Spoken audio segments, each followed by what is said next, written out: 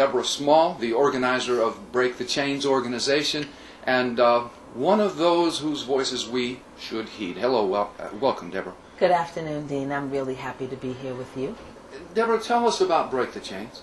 Well, Break the Chains is an organization that basically we're committed to helping to build a movement within communities of color to oppose punitive drug policies and really move us away from a criminal justice approach to drugs to one that's based on science, compassion, health, and human rights. A lot of times you hear a lot of criticism within the adult community of the hip-hop community and the hip-hop generation because of the misogyny that's present in hip-hop music, because of the ways in which it glamorizes sort of a gangster lifestyle. And that's very true. And yet the point I think that we were trying to make on the panel today is that those images, etc., don't really represent the soul of hip-hop, nor do they really reflect the values and views of the majority of the young people who are part of that generation.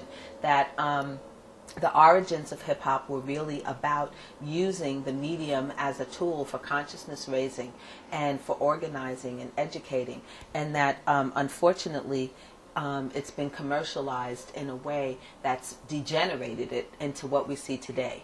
But the other point that I wanted to make to the folks in the room is that as adults, we have to look at the younger generation, both the things we like as well as the things that we don't like, as being a reflection of part of what they received from us.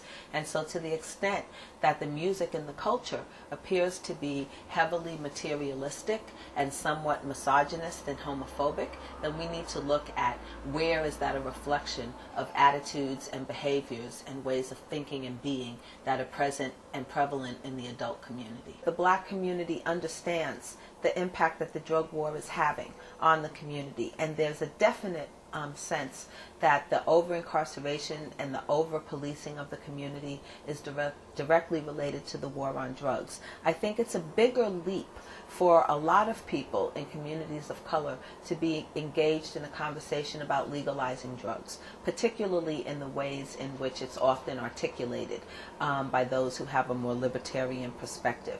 Quite frankly, as much as I believe that we should end drug prohibition and set up a system of regulation and control, I would not want to see us do it in the same way that we set up a system for regulation and control of alcohol and tobacco, quite frankly, because, you know, if you go into most white communities, you do not see a liquor store on every other corner, and you don't see tons of billboards advertising tobacco products. But that's what you do see in communities of color, and part of that is a reflection of the lack of economic and political power to keep those things from happening. So when black community leaders hear white drug policy reformers talk about legalizing, all they can imagine is that they're going to have the same level of marketing and promotion of illegal drugs in their community that we're already seeing for the legal ones. The whites cannot lead the blacks towards their thoughts, their nirvana, if you will, of ending drug prohibition. Let's talk about that aspect. It has to come from the community itself, does it not? Yes, and that again is a both complicated and somewhat contentious issue to talk about. But I think about it this way. I believe that it's totally appropriate for people of goodwill who care about the injustices that are rooted in the drug war to be involved in promoting reform. And I also think it's important for them to reach out to other communities to do it. But I think it's inappropriate for white people to expect to be leaders of a movement that primarily affects people of color. In the same way that it would be inappropriate for men to be the leaders of the women's movement, or straight people to be the leaders of the gay and lesbian movement, it's like those things go without saying. And it's not about your level of interest or whether or not you're racist or anti-racist. It's like there's a difference between being a support to something and purporting to lead it. And I think one of the things that really has turned off a lot of members in the African American community to the ways in which they're approached and interacted with by white drug policy reformers is this kind of paternalism. Like, we understand this problem better than you. We don't understand why you're not more aggressive in fighting it. And if you would just just listen to us and follow us, we'll take you out of this mess. Well, quite frankly, most people resent that message. They don't appreciate it. They're not receptive to it. And so it continues to maintain the cleavage and the difference that there is between the two communities, even though we share similar goals. I mean, one of the things that I've tried to do with my work over the years is to really be a bridge and a liaison between different communities of people, not just blacks and whites and Hispanics, but also elected officials and academics and people in treatment and recovery, because as much as there is, you see issues between people on racial lines, there's also a big issue between people who've gone through traditional 12-step recovery and people who are harm reductionists, who see themselves as being at loggerheads with each other.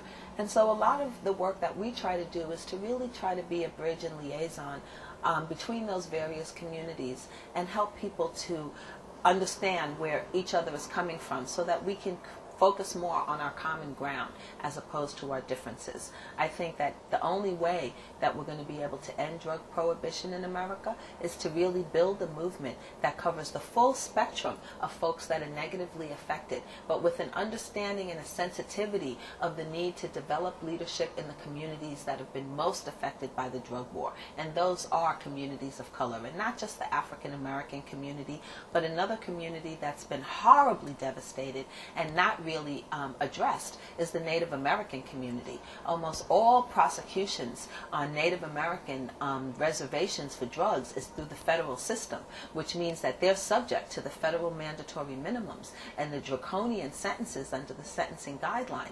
And yet you don't see a whole lot of participation from people in the Native American community in the drug policy movement. I think that that's something that needs to change. I think that that's something that we need to pay more attention to. Well, I'll be honest. I do not have an expectation that drug prohibition is going to end in my lifetime. I wish I could say differently, but I really don't. And so I see a lot of the work that we're doing now as laying the foundation and building on work that's been done in the past and helping to prepare the next generation of advocates to be able to pass the baton on to them so that they can move the issues forward.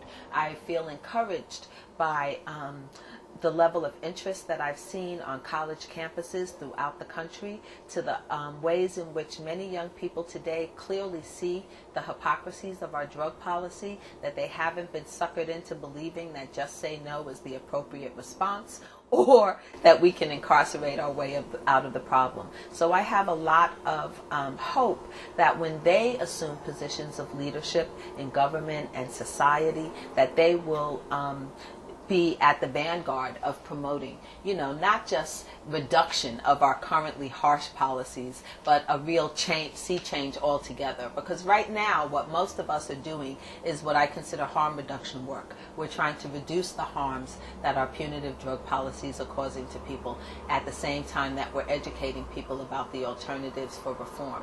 But what we really need is to eradicate prohibition, and that's not a harm reduction approach. That's a totally radical approach.